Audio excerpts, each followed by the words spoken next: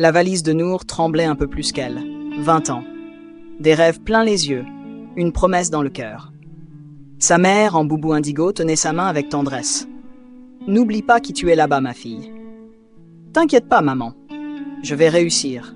Je reviendrai avec de quoi t'acheter une maison. » À l'aéroport, elle envoyait déjà des cœurs rouges à sa meilleure amie. Prochaine story, ça sera moi au bord de la piscine. Inch'Allah. Une semaine plus tard, la promesse était tenue, du moins en apparence. Les stories de Nour montraient des jus exotiques, des selfies au soleil, un sac Louis Vuitton prêté pour la photo. Sa bio, styliste en devenir, Dubai Living. Ses followers augmentaient. Sa mère commentait. « Ma fille, tu brilles !» Mais ce que personne ne voyait, c'était la vérité derrière la lumière. Dans une chambre étouffante à 4, Nour grattait du riz collé au fond d'une casserole. Son téléphone à la main, elle répétait son sourire dans le miroir. « Allô, maman ?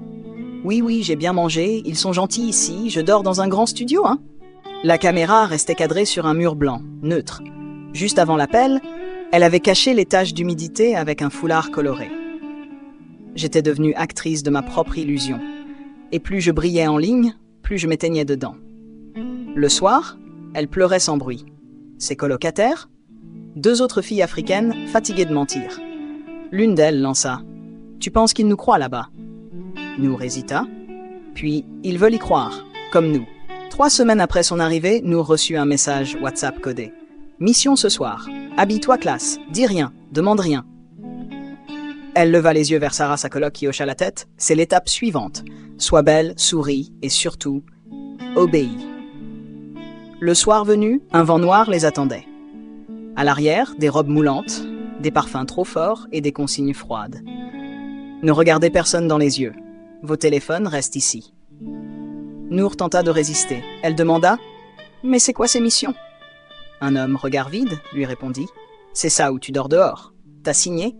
T'es à nous maintenant. » Arrivée dans une villa immense, dorée jusqu'aux poignets des invités, Nour comprit. Ce n'était ni un dîner, ni une opportunité. C'était une vitrine humaine, pour des clients qui achetaient des silences. Elle serra les dents. Juste une fois, se disait-elle. Juste pour survivre. Mais une fois devient encore. Et encore devient un piège. Chaque soir, elle postait une photo d'un cocktail, d'un talon, d'un sourire figé, Dubai Nights, blessed. Sa mère envoyait des messages audio pleins de fierté. « Ma fille, tu es une étoile.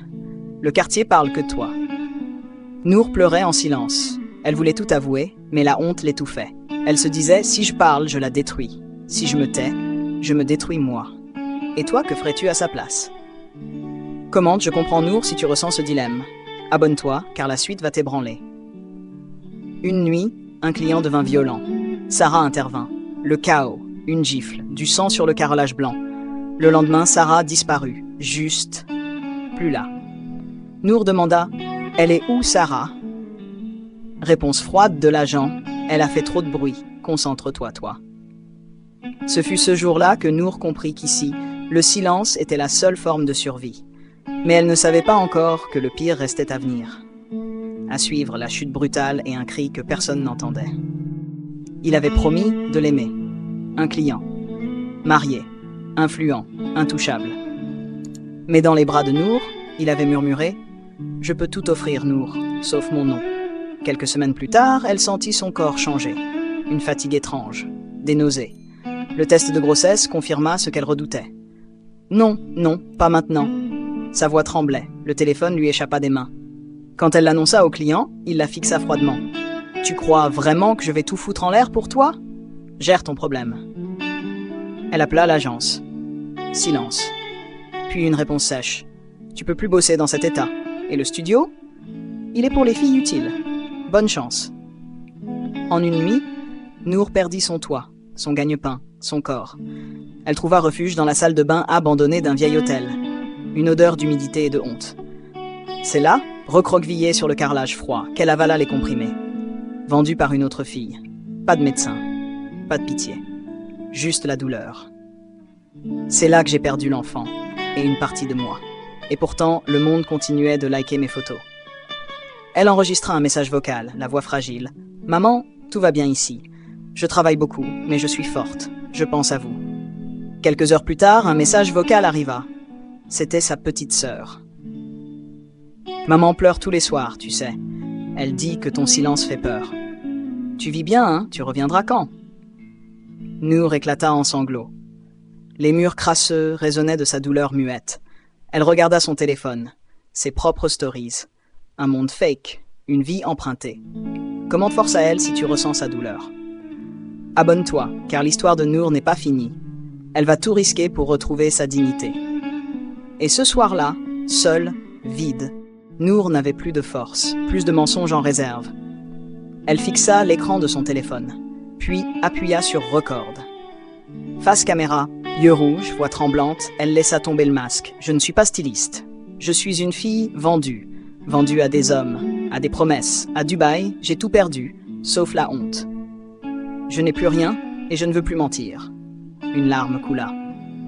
La vidéo dura 1 minute 12 secondes. Elle l'envoya à sa mère, dans un moment de détresse. Un cri silencieux. Mais ce qu'elle ignorait, c'est que sa cousine, curieuse, avait ouvert la vidéo et la publia sur TikTok. Elle voulait qu'on sache, non, avait-elle dit. En 24 heures, plus de 800 000 vues. En 48 heures, 2,3 millions. Nour devint un scandale viral. Les commentaires fusaient. Respect à elle d'avoir parlé. C'est ce que vivent trop de filles. Bravo. Encore une qui voulait le luxe facile. Et toi, tu la juges ou tu la comprends? Dis-le en commentaire. Abonne-toi. Parce que cette histoire est réelle. Elle peut sauver une vie. Peut-être la tienne. Mais ce n'était pas fini. Le téléphone sonna. C'était sa mère. Nour décroît un silence, puis des cris, des larmes. « Pourquoi tu m'as fait ça? Tu m'as humilié devant tout le monde, le marché, le quartier, la mosquée. Tu m'as menti, Nour. Tu as sali ton nom. » La douleur traversa l'écran. Nour raccrocha, le cœur écrasé. Plus d'amis, plus de famille, juste elle. Et une honte devenue publique. Elle pensa à en finir. Elle marcha jusqu'au bord de la jetée. L'eau noire semblait l'appeler. Mais à cet instant, une notification. « Bonjour, je suis journaliste. J'ai vu votre vidéo, je veux entendre votre histoire, pour de vrai. » Et ce simple message changea tout. Un matin, alors que Nour somnolait dans un hall désert, une notification clignota sur son téléphone fissuré. « Bonjour, je suis journaliste. J'ai vu votre vidéo. Je veux raconter votre vérité, pour que plus jamais on ne se taise. » Elle hésita. Méfiance. Peur. Trop de voix lui avaient menti, mais quelque chose dans ce message sonnait vrai. Quelques jours plus tard, dans un café discret, Nour retrouva Claire, une journaliste française au regard sincère. « Tu peux tout me dire, on floutera ton visage. Tu ne seras plus seule, Nour. Et si ça change rien? Et si ça change tout ?» Alors Nour raconta. Chaque mission, chaque humiliation, chaque silence. Elle raconta Sarah, le sang, la salle de bain froide, le bébé perdu. Elle ne pleurait plus. Sa voix était un couteau bien aiguisé. Le reportage sortit 2 semaines plus tard.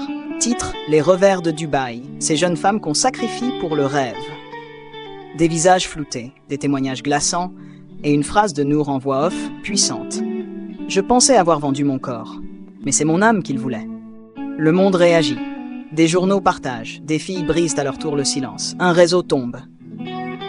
Des agences sont perquisitionnées. Certaines filles sont rapatriées, soutenues, enfin écoutées.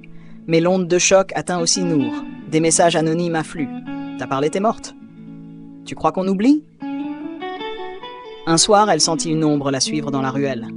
Elle courut, se cacha. Une voiture passa lentement, puis repartit. Le plateau télé était silencieux. L'écran montrait les images floutées du reportage. Claire, la journaliste, fixait la caméra, la gorge serrée. Depuis la diffusion, Nour n'a plus donné de nouvelles. Son téléphone ne répond plus. Ses réseaux sont désactivés. Son adresse connue a été vidée en une nuit.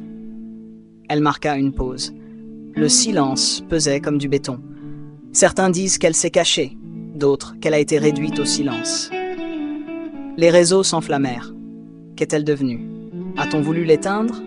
Pendant ce temps, à des milliers de kilomètres, dans un petit village sénégalais, une vieille dame balayait le seuil de sa porte. Une moto passa.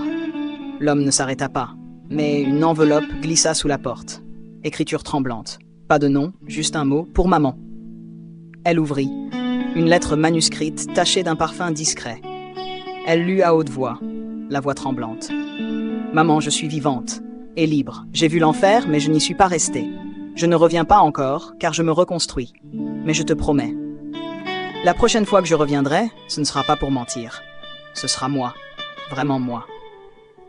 Ses mains tremblaient, ses yeux se remplirent de larmes. Ma fille, tu respires encore. Dans une ruelle étroite, quelque part dans un autre pays, une silhouette encapuchonnée écrivait dans un carnet. Un autre nom. Une autre vérité. Peut-être Nour. Peut-être une autre survivante. Peut-être une légende qui se construit dans l'ombre. Comment elle est vivante, si tu crois que la vérité trouve toujours son chemin. Et abonne-toi, car cette histoire peut sembler finie, mais parfois c'est quand les cris cessent que les révolutions commencent. La caméra s'éteint, l'écran devient noir, une phrase apparaît. Ce n'est pas une fiction, c'est une réalité trop souvent étouffée. Partage, parle, protège.